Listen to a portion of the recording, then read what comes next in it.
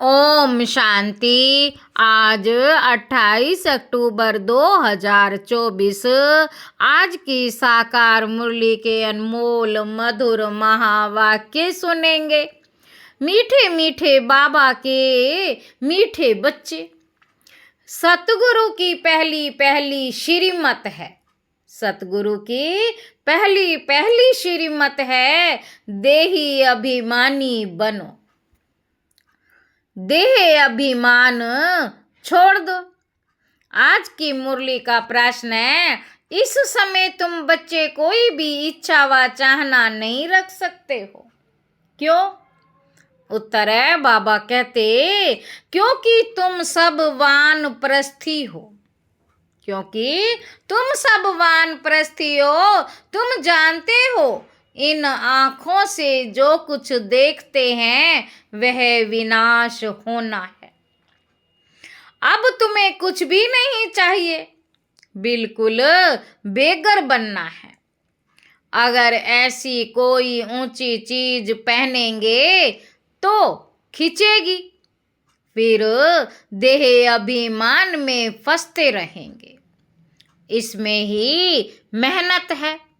बाबा कहते, जब मेहनत कर पूरे देही अभिमानी बनो। जब मेहनत कर पूरे देही अभिमानी बनो, तब विश्व की बादशाही मिलेगी। ओम शांति। ये 15 मिनट व आधा घंटा बच्चे बैठे हैं। बाबा भी 15 मिनट बिठाते हैं कि अपने को आत्मा समझ बाप को याद करो।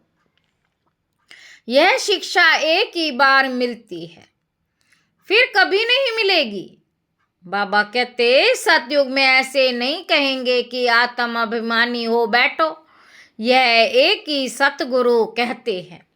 उनके लिए कहा जाता है, एक सतगुरु तारे, बाकी सब बोरे डिबोए। यहाँ बाप तुमको देही अभिमानी बनाते हैं, खुद भी देही है ना। समझाने के लिए कहते हैं, मैं तुम सभी आत्माओं का बाप हूँ। उनको तो देही बन बाप को याद नहीं करना है। याद भी वही करेंगे जो आदि सनातन देवी देवता धर्म के भांति होंगे। भांति तो बहुत होते हैं ना, नंबरवार पुरुषार्थ अनुसार। यह बात बड़ी समझने और समझाने की है। परम पिता परमात्मा तुम सबका बाप भी है और फिर नॉलेज फुल भी है। आत्मा में ही नॉलेज रहती है ना। तुम्हारी आत्मा संस्कार ले जाती है। बाप में तो पहले से ही संस्कार हैं।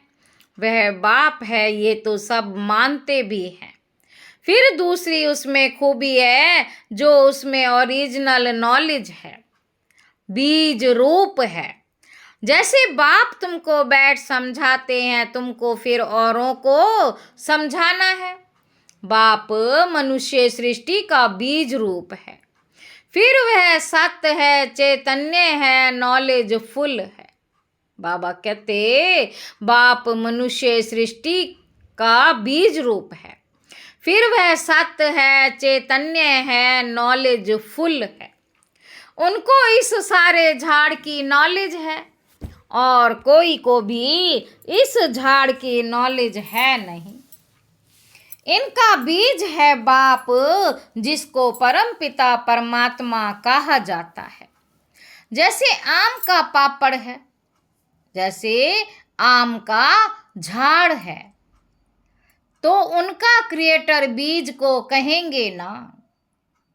जैसे आम का झाड़ है तो उनका क्रिएटर बीज को कहेंगे ना। वह जैसे बाप हो गया, परंतु वह जड़ है।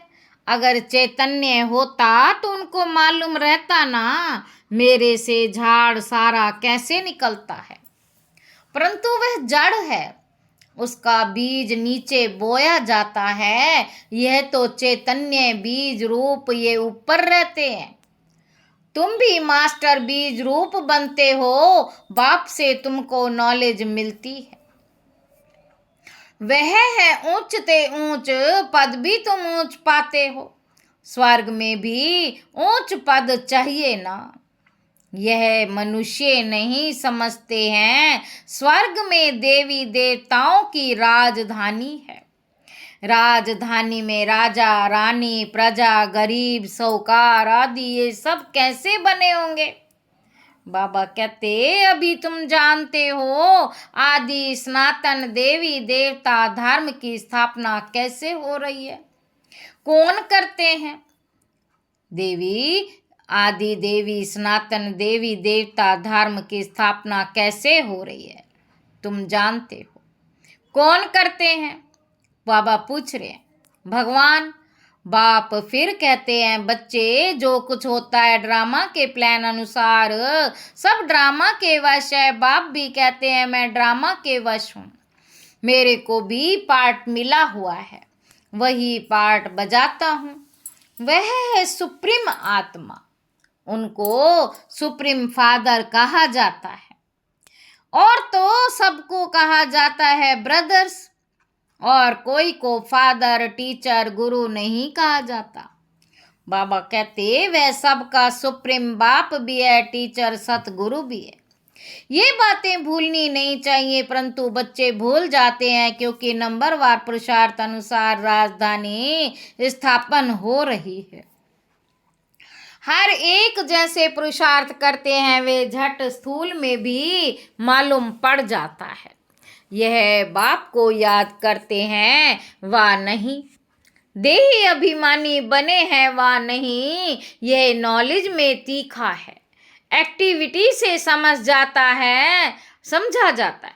बाप कोई को कुछ डायरेक्ट कहते नहीं, फंक ना हो जाए, अफसोस में ना पड़ जाए कि ये बाबा ने क्या कहा और सब क्या कहेंगे। बाप बतला सकते हैं कि फलाने फलाने कैसी सर्विस करते हैं, सारा सर्विस पर मदार है। बाप भी आकर सर्विस करते हैं ना, बच्चों को भी बाप को याद करना है। याद की सब्जेक्ट ही डिफिकल्ट है। बाबा कहते याद की सब्जेक्ट ही बड़ी डिफिकल्ट है। बाबा कहते बाप योग और नॉलेज सिखाते हैं। नॉलेज तो बहुत सहज है, बाकी याद में ही फेल होते हैं। देह अभिमान आ जाता है, फिर ये चाहिए, ये अच्छी चीज चाहिए, ऐसे ऐसे ख्यालात आते हैं।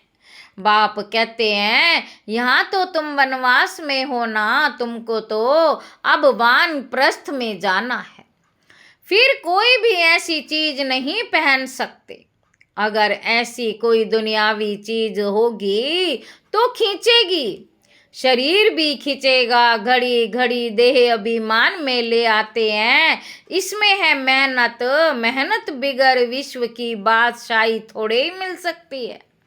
बाबा कहते घड़ी घड़ी में ले आते हैं, क्या दुनियावी चीज होगी तो खींचेगी, शरीर भी खींचेगा, घड़ी घड़ी देह अभिमान में ले आते हैं। इसमें है मेहनत, मेहनत बिगर विश्व की बादशाही थोड़े ही मिल सकती है। मेहनत भी नंबरवार पुरुषार्थ अनुसार कल्प कल्प करते आए हो, करते रहते हो, रिजल्ट प्रत्यक्ष होती जाएगी। स्कूल में भी नंबरवार ट्रांसफ़र होते हैं, टीचर समझ जाते हैं फलाने ने अच्छी मेहनत की है, इनको पढ़ाने का शौक है, फीलिंग आती है उसमें, तो एक क्लास से ट्रांसफ़र हो दूसरे में, फिर तीसरे में आ जाते हैं। यहाँ तो एक ही बार पढ़ना है, आगे चल जितना तुम नज़दीक आते जाएंगे उतना सब मालूम पड़ता जाएगा। यह बहुत मेहनत करनी है, जरूर ऊंच पद पाएंगे, यह तो जानते हैं। कोई राजा रानी बनते, कोई क्या बनते, कोई क्या बनते, प्रजा भी बहुत बनती है, सारी एक्टिविटी में मालूम पड़ता है। यह देह अभिमान में कितना रहते हैं, इनका कितना लव है बाप से, बाप के साथ ही लव चाहिए ना। भाई भाई का नहीं, भाइयों के लव से कुछ मिलता नहीं। बाबा कहते वर्षा सबको एक बाप से मिलना है। बाप कहते बच्चे अपने को आत्मा समझ मुझे याद करो तो तुम्हारे पाप कट जाए, मूल बात है ही यही। याद से ताकत आएगी, मूल बात ही यह है, याद से ताकत आएगी। दिन प्रतिदिन बैटरी भरती जाएगी, क्योंकि ज्ञान की धारणा होती जाती है ना, तीर लग जाता है।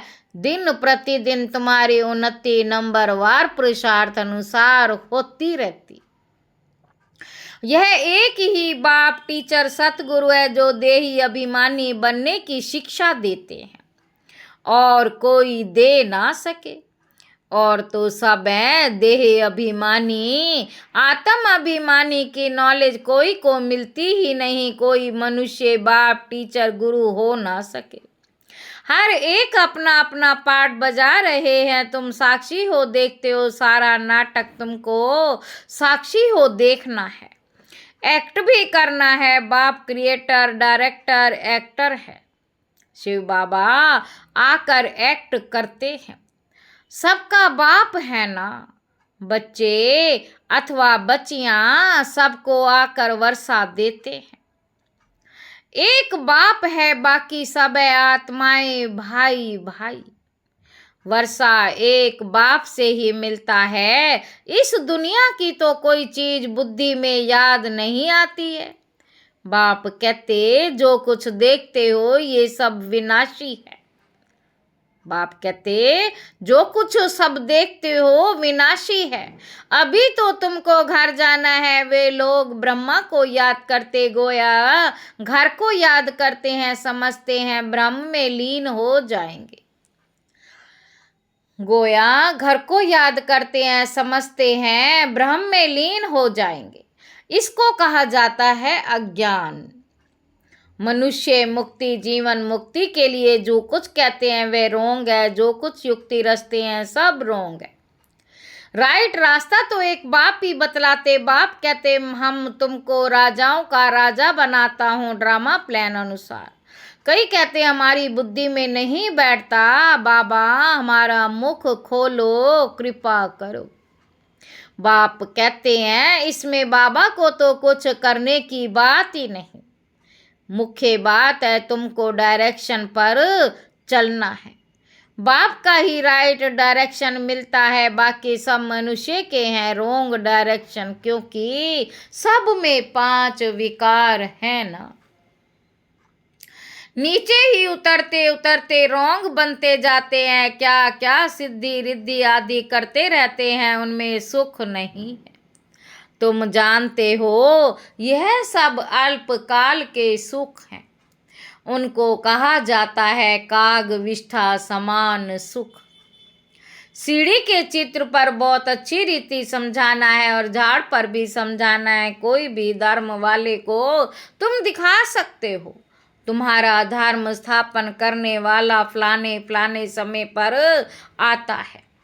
क्राइस्ट फलाने टाइम पर आएगा। जो और धर्मों में कन्वर्ट हो गए हैं उन्हों को ये धर्म ही अच्छा लगेगा, फट निकल आएंगे, बाकी कोई को अच्छा नहीं लगेगा। तो वह पुरुषार्थी कैसे करेंगे? मनुष्य को फांसी पर चढ़ाते हैं। तुमको तो एक बाप की ही याद में रहना है। यह बड़ी मीठी फांसी है। आत्मा की बुद्धि का योग है। बाप की तरफ आत्मा को कहा जाता है। बाप को याद करो, ये याद की फांसी है। फादर तो ऊपर रहते हैं ना, तुम जानते हो हम आत्मा हैं। हमको बाप की ही याद करना है। ये शरीर तो यहाँ ही छोड़ देना है। तुमको ये सारा ज्ञान है। बाबा कहते तुम यहाँ बैठ क्या करते हो? वाणी से परे जाने के लिए पुरुषार्थ करते हो। वाणी से परे जाने के लिए पुरुषार्थ करते हो। बाप कहते सबको मेरे पास आना है। तो कालों का काल हो गया। कालों का काल हो गया ना। वह काल तो एक को ले जाते हैं। वे भी ड्राम काल कोई है नहीं जो ले जाता। काल कोई है नहीं जो ले जाता। बाबा कहते ये तो ड्रामा में सब नूंद है। आत्मा आपे ही समय पर चली जाती है, ये बाप तो सब आत्माओं को ले जाते हैं। तो अब तुम सबका बुद्धि योग है अपने घर जाने के लिए। शरीर छोड़ने को मरना कहा जाता है। शरीर खत्म हो गया, आत्मा चली गई। बाप को बुलाते भी इसीलिए है कि बाबा आकर हमको इस सृष्टि से ले जाओ, यहाँ हमको रहना नहीं है। ड्रामा के प्लान अनुसार अब वापस जाना है। कहते हैं बाबा यहाँ अपार दुख है, अब यहाँ रहना नहीं है, ये बहुत अच्छी दुनिया है, मरना भी जरूर है। सबकी वानप्रस्थ अवस्था है, अभी वाणी से परे जाना है। तुमको कोई काल नहीं खाएगा, तुम खुशी से जाते हो। शास्त्र आदि को जो भी है वह सब भक्ति मार्ग के हैं, यह फिर भी होंगे। ड्रामा की ये बड़ी वंडरफुल बात है। यह टेप, यह घड़ी जो कुछ इस समय देखते हो, बाबा कहते यह टेप, ये घड़ी, जो कुछ भी इस समय देखते हो वह सब फिर होगा। इसमें मूंझने की कोई बात ही नहीं। वर्ड की हिस्ट्री ज्योग्राफी रिपीट का अर्थ ही है हु बहु रिपीट। अभी तुम जानते हो हम फिर से सब सो देवता बन रहे हैं। हम फिर से सो देवी देवता बन रहे हैं, वही फिर बनेंगे, इसमें जरा भी फर्क नहीं पड़ सकता। ये सब समझने की बातें हैं। बाबा कहते तुम जानते हो वे बेहद का बाप भी, टीचर भी, सतगुरु भी है। ऐसा कोई मनुष्य ना सके। इनको तुम बाबा कहते हो, प्रजापिता ब्रह्मा कहते हो, ये भी कहते हो है मेरे से तुमको वर्षा नहीं मिलेगा। बापू गांधी जी भी प्रजापिता नहीं था ना। बाप कहते हैं इन बातों में तुम मूंझो मत। बोलो हम ब्रह्मा को भगवान व देवता आदि कहते ही नहीं। बाप ने बताया बहुत जन्मों के अंत में वानप्रस्थ अवस्था में मैं इनमें प्रवेश करता हूँ। सारे विश्व को पावन बनाने के लिए झाड़ में भी दिखाओ। देखो एकदम पिछाड़ी में खड़ा है। अब तो सब तमो प्रधान जड़ जड़ी भूत अवस्था में है ना, ये भी तमो प्रधान में खड़े हैं, वही फीचर्स हैं। इसमें बाप प्रवेश कर इनका नाम ब्रह्मा रखते हैं। नहीं तो तुम बताओ ब्रह्मा नाम कहाँ से आया।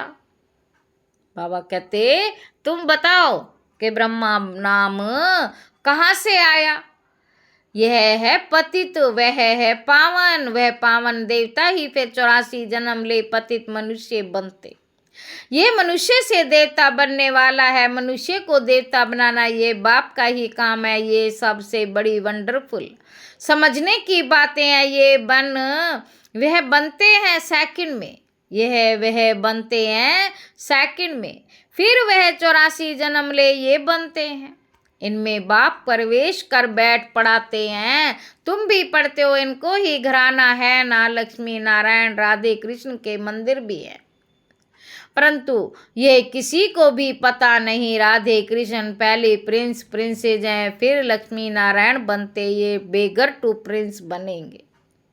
बाबा कहते ये बेगर टू प्रिंस बनेंगे, प्रिंस तो बेगर बनते। कितनी सहज बात है। 84 जन्मों की कहानी इन दोनों चित्रों में है। ये वह बनते हैं, युगल है इसीलिए 4 भुजा देते। प्रवृत्ति मार्ग है ना, एक सतगुरु ही तुम्हें प्यार से ले जाते। एक सतगुरु ही तुम्हें पार ले जाते हैं। बाप कितनी अच्छी रीति समझाते। फिर देवी गुण भी चाहिए। स्त्री के लिए पति से पूछो, वह स्त्री से पति के लिए पूछो तो झट बताएगी। इनमें ये खामियां हैं, इस बात में ये तंग करते हैं। यह तो कहेंगे हम दोनों ठीक चलते हैं, कोई किसी को तंग नहीं करते, दोनों एक दो के मददगार साथी होकर चलते हैं। कोई एक दो को गिराने की कोशिश करते हैं। बाप कहते इसमें स्वभाव की अच्छी रीति बदलना पड़ता है। वह है आसुरी स्वभाव, देवताओं का होता ही है देवी स्वभाव। ये सब तुम जानते हो। आसुरी और देवताओं की युद्ध लगी नहीं। असुरों और देवताओं की युद्ध लगी नहीं है। प्राणी दुनिया नई दुनिया के आपस में मिल कैसे सकते हैं। बाप कहते पास्ट बातें जो होकर गई हैं उनको बैठ लिखो। उनको कहानियां कहेंगे, त्योहार आदि सब यहाँ के हैं, द्वापर से लेकर मनाते हैं, सतयुग में नहीं मनाए जाते। ये सब बुद्धि से समझने की बात है। देह अभिमान के कारण बच्चे बहुत पॉइंट्स भूल जाते हैं। नॉलेज तो सहज है। सात रोज में सारी नॉलेज धारण हो सकती है। पहले अटेंशन चाहिए याद की यात्रा पर। अच्छा, मीठे मीठे सिक्के लदे बच्चों प्रति माता पिता बाप दादा का याद प्यार और गुड मॉर्निंग। रूहानी बाप के रूहानी बच्चों को नमस्ते। हम रूहानी बच्चों की रूहानी बाप दादा को याद प्यार और गुड मॉर्निंग। नमस्ते बाबा, नमस्ते, शुक्रिया बाबा, शुक्रिया। धारणा के लिए मुख्य सार इस बेहद नाटक में एक्ट करते हुए सारे नाटक को साक्षी होकर देखना है। इसमें मूंझना नहीं है। इस दुनिया की कोई भी चीज देखते हुए बुद्धि में ना आए। दूसरा पॉइंट है अपने आसुरी स्वभाव को बदल देवी स्वभाव धारण करना है। एक दो को मददगार होकर चलना, किसी को तंग नहीं करना है। वरदान है स्वयं में सर्व शक्तियों को इमर्ज रूप में अनुभव करने वाले सर्व सिद्धि स्वरूप भव। वरदान लौकिक में किसी के पास किसी बात की शक्ति होती है, चाहे धन की, बुद्धि की, संबंध संपर्क की, तो उसे निश्चय रहता कि यह क्या बड़ी बात है। वे शक्ति के आधार से सिद्धि प्राप्त कर लेते। आपके पास तो सभी शक्तियां हैं। अविनाशी धन की शक्ति सदा साथ है। बुद्धि की भी शक्ति है जो पोजीशन की शक्ति है। सर्व शक्तियां आप में है। इन्हें सिर्फ इमर्ज रूप में अनुभव करो तो समय पर विधि द्वारा सिद्धि प्राप्त कर सिद्धि स्वरूप बन जाएंगे। स्लोगन है मन को प्रभु की अमानत समझकर उसे सदा श्रेष्ठ कार्य में लगाओ। अच्छा, ओम शांति।